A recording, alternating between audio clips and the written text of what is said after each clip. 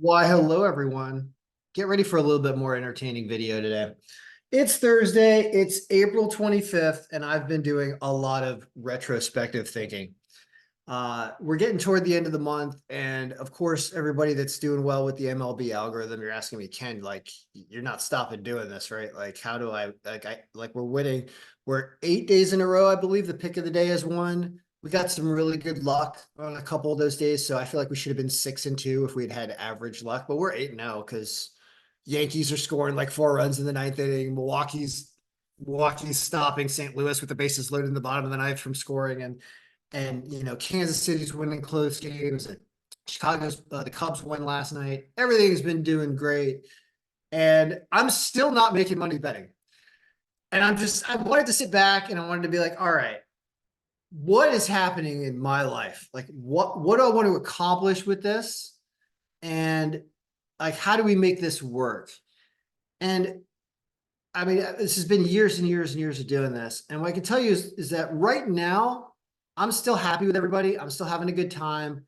I enjoy doing these videos every day. I got a little bit anxious yesterday because in the middle of the day, there were some pitching changes. And I felt like, oh gosh, these are three significant pitching changes. I got to update the file for everybody. And I was trying to do other work and I had to run back to the computer.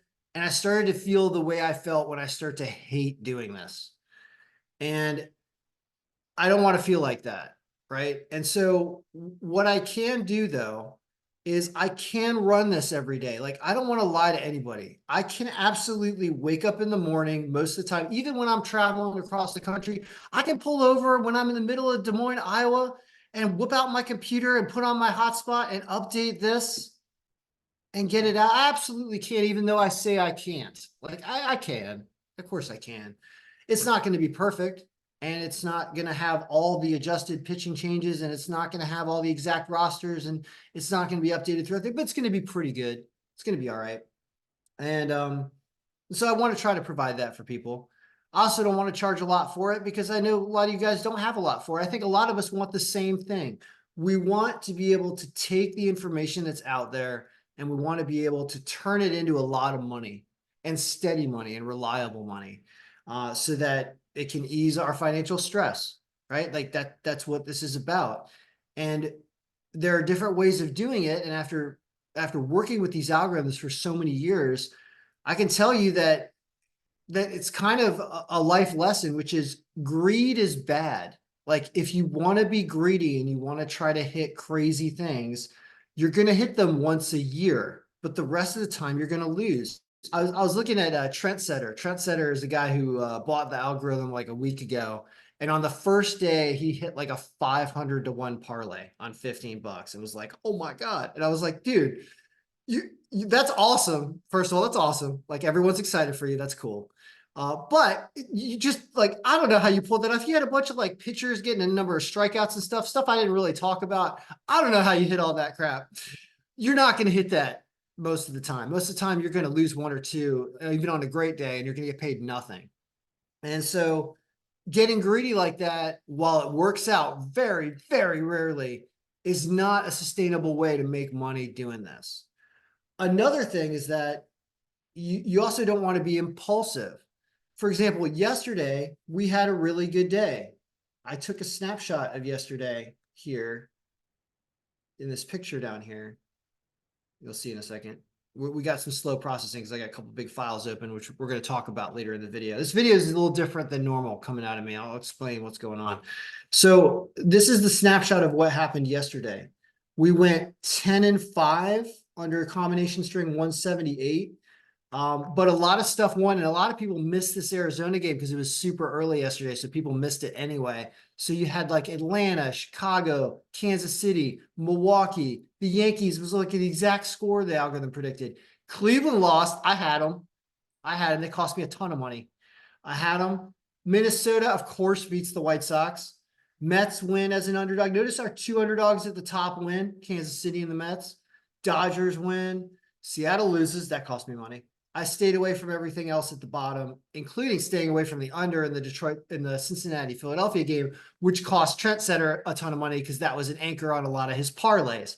Like I said, parlays, you go pull your hair out. Like, round robins are a little bit better. we're going to talk about round robins today, and we're going to talk about what I'm going to do going forward. Because I hit 5 out of 7 on the 2 round robins that I did yesterday. I won a little bit of money. You know, like I bet $60 on something, I ended up with 90, right? That's not bad. It's pretty good. Then I turned around and I lost it on foreign basketball and betting on the over under in the second period of the Vegas Dallas hockey game when Vegas scored with like 40 seconds left in the period. And that cost me the rest of my bankroll that I had in there. Now, while I won some back on the Kings beating Edmonton in overtime because I smelled that coming, I looked at my life and I said, what are you doing? Kenny, what are you doing?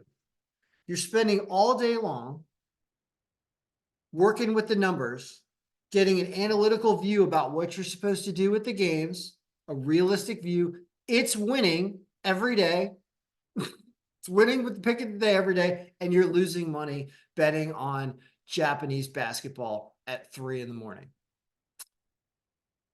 Well, we're putting a stop to that, okay? Because there's a couple things that I can do to put a stop to that. One is I set up these algorithms originally to prove that the numbers mean something, that logic means something, that by being an astute observer of the statistics and by using programming techniques that I've pioneered, that nobody taught me how to do this. Like, I'm nutty autistic math person that can't see, and I have to see through pictures and stuff. Like, I'm crazy. That's why this stuff is the best that was ever made, because you can't find it in any book.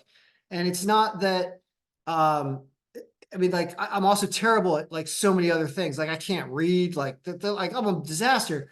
But when it comes to this stuff and numbers and understanding how numbers work together, like, I'm premier. I've been hired by several small government agencies to do crazy type of database work because they just like, where did you work? How did you learn how to do this? I'm like, I just taught myself. And whenever they start hearing that, they understand that you do something that most people don't understand. So I try to translate how I do this to you so that you can just take advantage of it. But yeah, there's going to be some complexities, and certainly you may not understand the framework of like how it's connected. Even I don't understand sometimes how it's connected. I just understand that it works. So point is that I spent all this time proving that logic means something and that numbers mean something and that you can beat the market by being focused on what matters and sifting through the trash and finding what's relevant and finding where there's value. And then I turn around and bet over unders in Japanese basketball at 3 a.m. because I have a gambling problem. Okay, so what I've decided to do is not bet on Japanese basketball anymore. And I have right now, I have $169 in one of my sports betting accounts that's still functional, which most are not functional because I self-excluded myself and banned myself from most sports books that allowed me to do that for like 5 years. Like, I can't use DraftKings until 2028 or something like that. And I love that about DraftKings. Thank you. Thank you for providing that option, which allows impulsive gamblers to prevent themselves from betting many years in the future when they're feeling like they don't ever want to bet anymore. But there are some that I can still use. And so I've got this money in here and I was like, all right, well, what do I want to accomplish with all of this? I want to show you that the numbers mean something and that if you bet intelligently, you will win. So I'm going to do videos from now until one of two things happens. This $169 turns into zero and I lose it all. Then I'm going to stop, or I'm going to turn it into $10,000. That's my goal for this video series. I'm going to do it by showing you exactly what I bet every day in terms of videos, because I am great at giving advice and I am horrible at taking my own advice. Do you think I bet everything that I say in these videos every day? I do. And then I also bet Japanese basketball at 2 in the morning for the rest of my bankroll and I lose it all. So we're not going to do that anymore because we're going to like, my entire bankroll is going to be just what we're talking about in the videos. And we're hopefully going to prove that it works because I can give good advice. So let's start right now.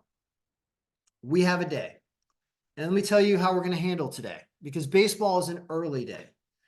Baseball has, a ton of early games starting almost with like 45 minutes from now. This is going to be a pretty long video, so most of you are not going to be able to watch this entirely before these games start. Well, all these games are super early. So all these games that are 4 o'clock and earlier are going to be the subset for the round robin that I am creating, that I'm going to wager on in this video. We're going to get actual real lines from Bet Rivers. Bet Rivers is the one sports book that doesn't, I guess, allow you to self-exclude. That's probably illegal. I think they have to, operating in this state. I'm gonna get them in trouble. That's right, Bet Rivers. I don't want to bet anymore, but I'm gonna bet with your website because you didn't let me ban myself from betting. We're gonna do this, and we're gonna show you what I'm gonna bet with this $169.41. I'm gonna bet all of it, but I'm gonna spread it out over a round robin that's gonna make it very difficult to lose all of it. Because of course, I don't want to give you advice where you lose your entire bankroll. So I'm gonna show you how you can spread it out, and even if you lose a few games, you're not gonna lose your entire bankroll. So what are we doing? Right? What's the pick of the day? Like, let's get some answers like 10 minutes into this video, how deep we are in this video. Well, so here's a look at what combination 176 is doing right now. I need to change this for a second. Combination 176 is this. We're going to be processing super slow. The round robin file is a huge file, along with the baseball file, along with the video, along with everything. It's just going to take a second. Just have to bear with me. But that's okay. You're in it for the long haul. So combination 176 is this. And no surprise, it has Minnesota on top of the worst team in baseball, which are the White Sox. And I will look over the game, and we'll go over each game in a second, but absolutely, you take any team playing the White Sox that has a considerable chance of beating them. So right off the bat, I already know I'm going to be betting on Minnesota to win because the line is minus 178, but the White Sox lose now, I believe it is 87 or 88% of their games. And that means that you win 6 out of 7 games when you bet against the White Sox, and a minus 200 line is a profitable line. If you're going to win 6 out of 7, you're going to win half your bet every time. So say you bet $100 a game, the 6 times you bet that, you win. Instead, when you bet $600, $100 each game, you end up winning 300 because you get about 50% on your money when the line is minus 200. So you bet 600, you win 300, then you lose a game when the White Sox win. So you're up $200, right? You won 300, then you lost 100. So you're up 200 divided by 7. You're up by like 28 or something percent long-term betting against the White Sox when you have a line of minus 198 on the other team. That's a profitable exercise right there mathematically. So we are adding Minnesota to our round robin. Their line is already minus 210, but we're taking it anyway. So Minnesota at minus 210 is going on our round robin. Now the mathematical probabilities and stuff get much more complicated when you incorporate a round robin instead of a straight bet. And technically you should just make straight bets. Straight bets are not as exciting though. And straight bets also require more of a bankroll. And I want to show you how to do this with a smaller bankroll and also make it more exciting, because that accomplishes all 3 goals, which is you make money, it's exciting, and you don't risk a lot. Those 3 things make you an excellent sports bettor. That's it, right? So we've got Minnesota at minus 210, obviously. Is it the pick of the day? I don't want to call it the pick of the day because it's a bad line, but we have to see if anything else is pick of the day material on here before making that decision. So we've also got Yankees, Philadelphia, teams that are above 10% margin. Minnesota, Yankees, Philly are healthily above 10% margin. Then we start to get into games that are a lot closer down here at the bottom. Also, I had a question about the macro average list today. When you run the macro in this file, it runs an average of all combinations. This actually looked really, really good yesterday. The top 5 or everything over like 15% margin won. You can see, like, we just like to compare this to our combination string. It's putting San Diego up a little higher. It's putting Milwaukee up higher, Philadelphia a little lower, Dodgers higher, Seattle lower, Toronto higher, Cubs a little higher, and Boston actually flips. So the Boston-Cleveland game is totally undecided, and we will not be taking a winner in the Boston-Cleveland game for sure, because the macro average disagrees with our combination string, which just means that it has no idea. So the macro average, when you run the macro, you end up getting a result in here in the TQ pivot sheet that shows you a list of all the teams and where they came out when you ran all the macro. That's what this is, showing you an average margin. If you open this up, you'd see every single combination string that it predicted is what you would get here. Like combination 256 predicted Minnesota would win with a 24% margin. Combination 384 predicted Minnesota would win with a 45% margin. Combination 2 predicted they would win with a 60% margin. It's just averaging all those things together to give you an idea of what all the combinations of all stats work with. And I wouldn't recommend using the macro average as your complete guide. It's just nice to look at compared to the combo string we're looking at. Because the combo string we're looking at is supposed to beat the macro average. That's why we're using it. It's supposed to be an exceptional combination string for, which combination 178 only have a 3. Oh gosh, I typed the wrong number in here. 178, not 176. I only caught that because lineup factor was listed as 3%. It's supposed to be 10%. Exactly. Let's refresh. So, all right, there we go. Now this is the actual combination string here.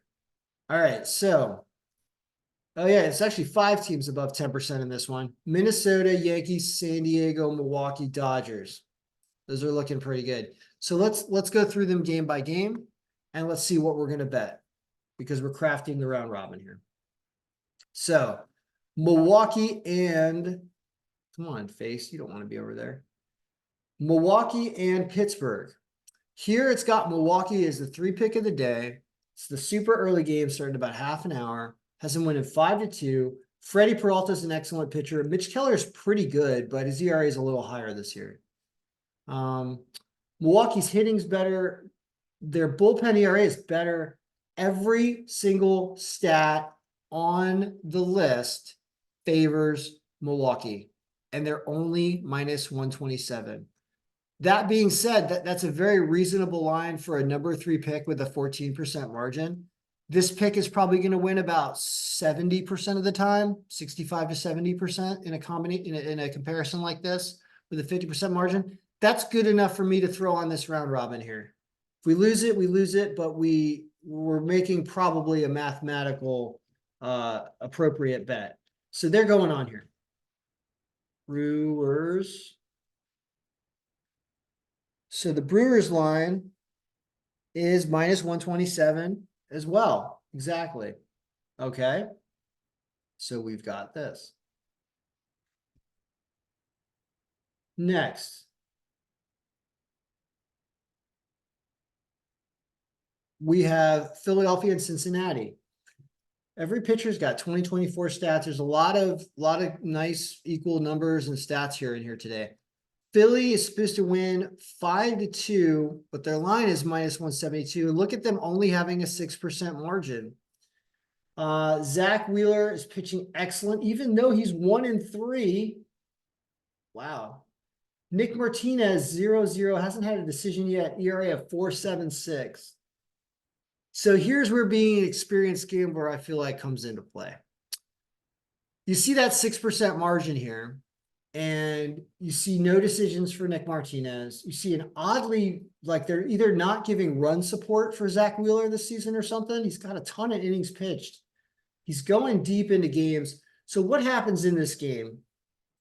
You're in Cincinnati, which is a ballpark where runs tend to they hit home runs out of there. I unfortunately told everyone to play an under yesterday because, once again, it wants an under, but Cincinnati is just a ballpark that the ball will hit out of. And what happened is in yesterday's game, the early pitchers did hold this game to a lower scoring game, and it was the bullpen that screwed up and ended up creating a higher game.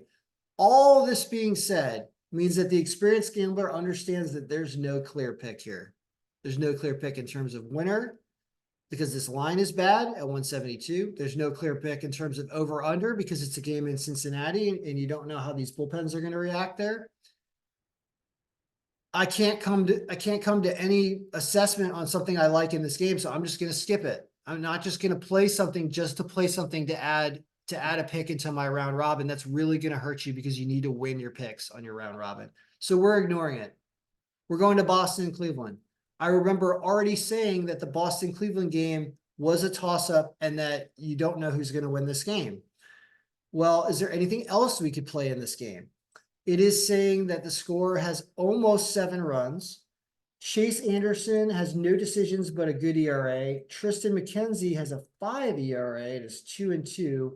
The bullpens are pretty good here. The lineups are mixed. Just tough. Once again, just extremely tough. I'm tempted with Boston at the underdog line and the algorithm saying they win by score. And Chase Anderson's better pitching stats. I'm tempted to go with Boston, even though it's kind of a toss-up game. Simply because we've got it favoring them with an underdog. But it's not super reliable. So this is one where, because I'm doing a video, I'm probably making the right decision. I'm going to stay away. I would normally throw Boston on here, be like, I'll take that underdog line on my round robin, and then they'll end up losing. It'll cost me a lot of money. So whatever, I'm staying away. We already talked about Minnesota, and Minnesota was probably going to beat the White Sox. We took them at minus 210. So that's already done. Simeon Woods Richardson's got the longest name of pitchers of the day. He's in his 6 innings pitched. He pitched well. You're just playing on the White Sox just losing because that's all they do. So probably they'll lose. Toronto, Kansas City. Says Toronto, but there's almost no margin here. Really low scoring game because Jose Barrios, excellent pitcher. Wow. 4-0, 0.85 ERA. When you see an ERA that's lower than a whip, that's pretty impressive. That's really impressive. He's pitching 6 innings a game. Kansas City's Cole Riggins is 0-2.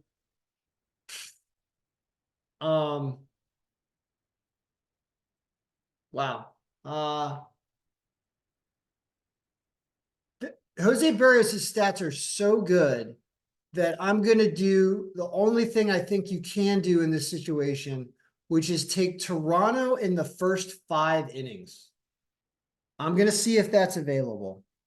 Because I would normally say take Toronto to win. However, there's a chance this game goes deep and Kansas City's good enough where maybe they win it late. They pulled that out yesterday where they won a game 3-2 by scoring, or 2 days ago or something. They scored runs later in the game to come back to win. Jose Barrios should not let. So I'm looking at first 5 options here. I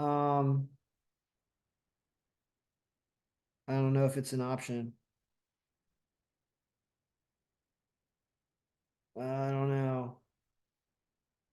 Hold on. Do they have? I don't see first 5. What about innings? Is there first 5 innings? Oh, here we go. Money line first 3 innings. Money line first 5 innings. Money line first 3 innings. That's an interesting one. Well, the money line first 5 innings is at a slightly better line, and given that Jose Barrios is going to go, so here's what I'm doing. I'm taking Toronto's money line in the first 5 innings. Is what I'm taking. So this is Blue Jays first 5 money line. And it's 104. So here you get a positive line. And I'm just going off of why the algorithm thinks that Jose Barrios is so good that early in the game is the best time for them to be ahead in this situation. And it'll probably be extremely low scoring. So that ends up being a push if the game is tied after 5 innings. And that's another thing that's beneficial about that type of years. Of course, it can be tied after 5 innings. So that's what they're doing there. Toronto to win is also reasonable here, even though there's a 1% margin because of Barrios' excellent pitching. I mean, you see all this green? That means he's the best pitcher of the day starting anywhere. So it makes sense for you to wager on him in some fashion. And that's what we're doing. Houston and the Cubs. Cubs, once again, as an underdog line, the Cubbies win as the pick of the day yesterday. The margin's pretty small at 3%, but Javier Assad's pitching great. Going up against Verlander. That's why. So you get that low over under of 7.5. Still says that the Cubbies win this, but their lineup factor, according to Reddit, is low. I'm torn. I'm torn. Houston's pretty bad this year, though. Verlander's 1-0. I think he beat the Nationals. Oh man. So the gambler in me wants to take the Cubs and to throw them onto the list. However, I would be arguing with the algorithm in that it's only a 3% margin, and Verlander is known for being a very good pitcher, and he's coming back from, I guess, injury or whatever, and he's second start of the season. And you just, in a close game like this, you don't want to have your money against Verlander in a situation. I'm going to stay away because I'm doing a video and I'm giving you advice and I'm not being a gambler. This could be very good for my bankroll. All right, Seattle and Texas. Seattle's supposed to win. They did not do it last night. Here we're not predicting an under like we did in previous days, which did hit in both days. Now we're predicting 9.1 runs, and the over-under is set at 8.5. And that's because Andrew Heaney has a high ERA, and so does Luis Castillo. So, lineup factor favors Texas. This game's in Texas. Well, the margin's too close to pick a winner. But I do. So what I'll do in this situation is I'm going to take an alternate over. These ERAs are so bad, especially for Heaney. And you notice the ERA is bad for a team that against a team that has a lower lineup factor, meaning Seattle probably gets a couple extra runs that they normally wouldn't because they're going up against a rough ERA. And the better lineup factor is going up against Castillo. So Texas already hits better, which makes more sense. So they will probably hit the over in this game.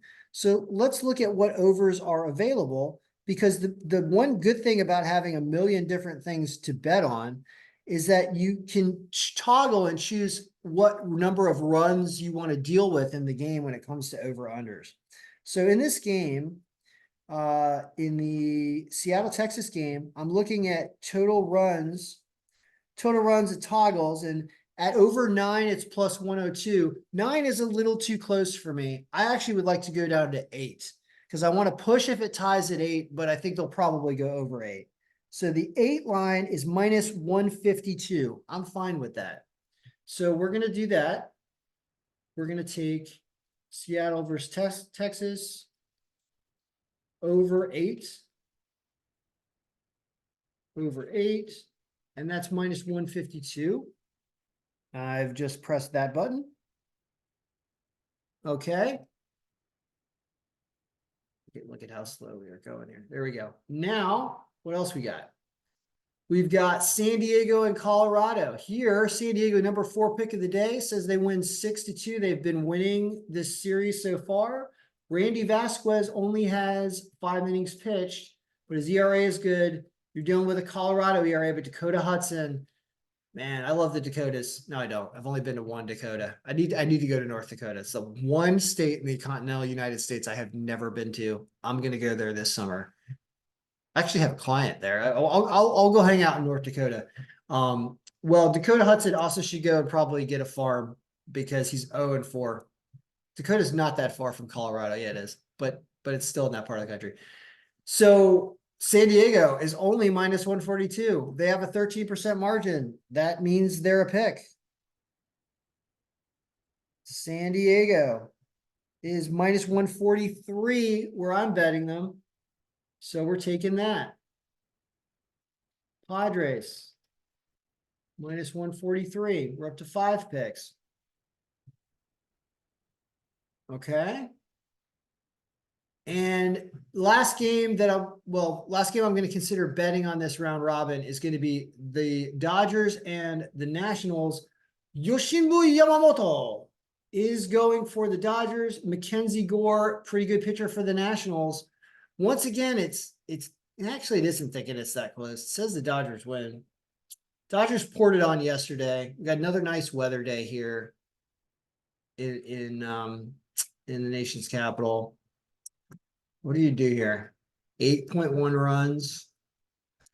ERAs are pretty good, but look at like the Dodgers lineup factor. It's 3.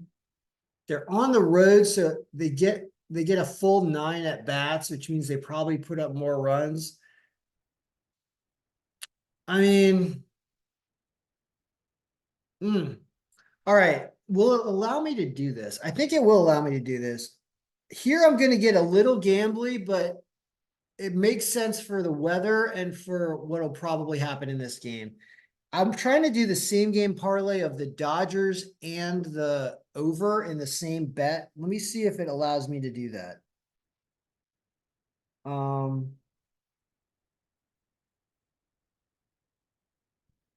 I shouldn't get too complicated for our round robin here, but game combos, that's what it is. Dodgers and over 7.5 is plus 145. That's what I wanted. So I'm taking the Dodgers over 7.5. Dodgers and over 7.5 all together. All right. And that is a plus 145 line because that's probably the way that game goes. If the Dodgers win, that probably goes over one, like unless Mackenzie Gore really just stops them from scoring and the Nationals win a low scoring game, it seems like the Dodgers win that going over 7.5. So these are the 6 picks. Will it let me do a round robin on all these? I have 7 on here. What happened? Oh, interesting. It breaks them up. It doesn't do them together. Ooh. Okay, I'm just going to take the over 7.5 then. I'm not taking the Dodgers. The weather's nice enough. I think they get there. This is kind of a risk here. And this is minus 118. And I'm also doing it because I had the under in that game yesterday and I lost. So this is me having a slight gambling problem on this last pick. All right, so there's 6 picks on here. As I mentioned, I have $169.41 in my account. I'm betting all of it on these games. And then when these games end, I'm also going to make wagers with whatever's left after these pay out on the hockey and the NBA and the one late baseball game, which we can talk about before I go into the betting part of this video, which is apparently the Yankees over Oakland. Wow, look at that terrible ERA for Alex Wood. So it's the Yankees to win down here, and I'm almost tempted to add them onto this list. But we'll wait. That'll be part of the later bets I do on other sports. But the Yankees are definitely on there. What was the pick of the day? The pick of the day is just Minnesota. I'm sorry. Like it's minus 198. I'm sorry the line is bad, but we can't avoid it. And that's what it is. So it's Minnesota to win. I know it's minus 200, but that's it. That's what it is. So what do we do here? Well, if you want to have something left, even if you have a bad day, you have to understand that in general, with these picks that we've just made, obviously just randomly, if you just made picks randomly, you go 3-3, right? So we can expect that on a pretty bad day, we'll go 3-3, but we should do better than that because of the level of effort we put into crafting these picks. So you can expect a good day to be between 4-2 and 5-1, an exceptional day to be 6-0 and 5-1, but like plan on something like 4-2, because if you plan on 4-2, you'll get a more realistic expectation of what your bankroll might be at the end of the day. Now, there are 57 different combination strings possible in this round robin. Now, if you're like Trent Setter and you want to bet it all because you're like, Ken's picks kick ass, you just do this and you're like, I want to win $5,000 today, right? I don't recommend doing this, even though you have cash out options. And it's kind of fun if you start winning stuff because your cash out option starts being like thousands of dollars if you're getting close. But do not do this. I'm not doing this because I want to have a bankroll by the end of the day. I don't want to stop doing videos completely and tell everybody I lost all my money like a dumbass. I don't want to do that. I'm going to spread this out. So there are 57 bets. So if we spread out everything evenly, the 169.41 divided by 57, okay, it's like $2.97. It's called $2.96. $2.90. This file takes a while to process. It's doing so much crazy stuff. Yeah, $2.96.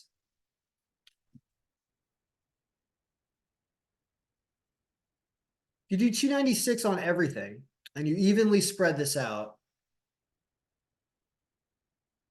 Okay.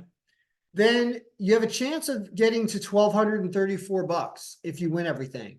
But I'm telling you that you got to plan on a day that ends up going 4-2 and then see what happens. So let's say that, this last pick, the over in the Nationals game doesn't get there, right? We lose that. Now all of a sudden what happens? Now we get $417, still winning, 147%. That's still pretty good. Well, what if we also don't hit the over in the Seattle, Texas game? What happens then?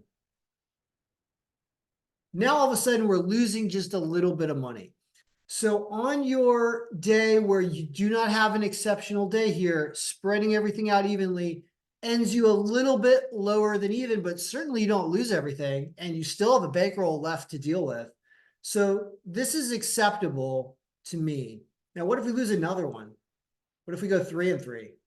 Now we're really hurting, right? Like we've lost 78% of our bankroll.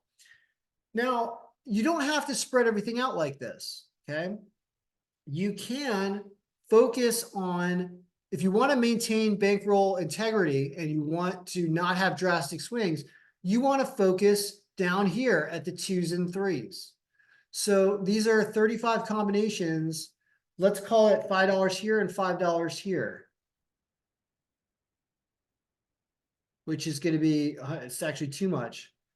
Let's try $4 here. That's still going to be too much. Because we've only got, no, actually that's about right. 450 would about do it. Here, we're getting close to the $169 I've got in there. Yeah, 165. Then you could say, I want to do,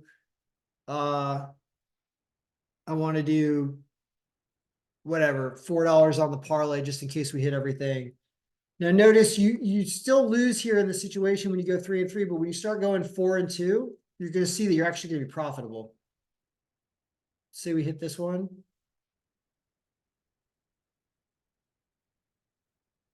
Now, instead of losing 15% like we lost when we spread everything out, now actually we make 11%. And that's because we focus our wagers on the 2 and 3 combinations, which means we hit more of them and we don't just outright lose, because when you go 4-2, you lose every 6-team combination, you lose every 5-team combination, but you only get one 4-team combination because you only win one set of 4 games. So that's why focusing down below is a lot better. Now, what am I actually going to do? Well, because I want to maintain some bankroll, but I also want to risk and potentially have, a bigger day.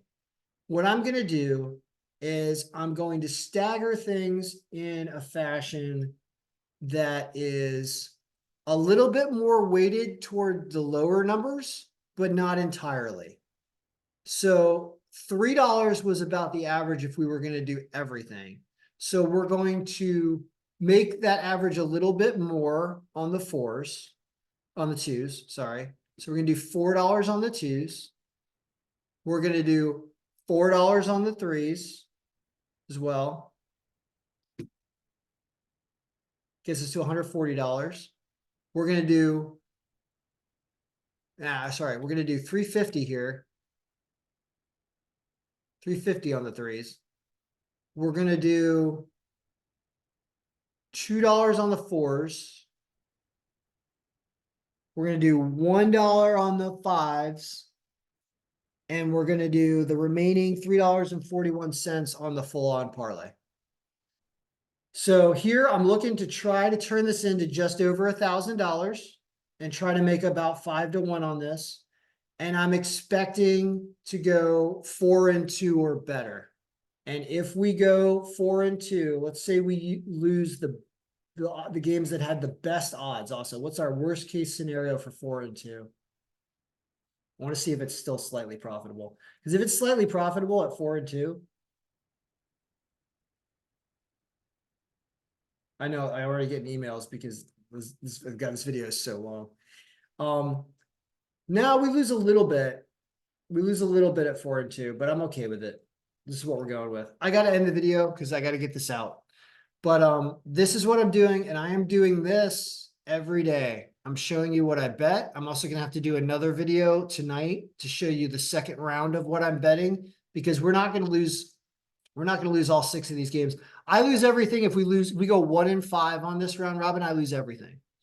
I don't think that's going to happen. It could. We'll find out.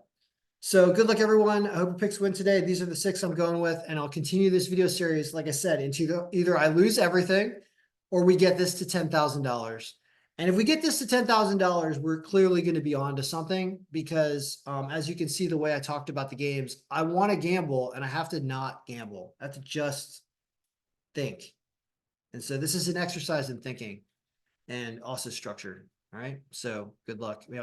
Go Minnesota. Pick of the day. Go Twinkies. See ya. And San Diego.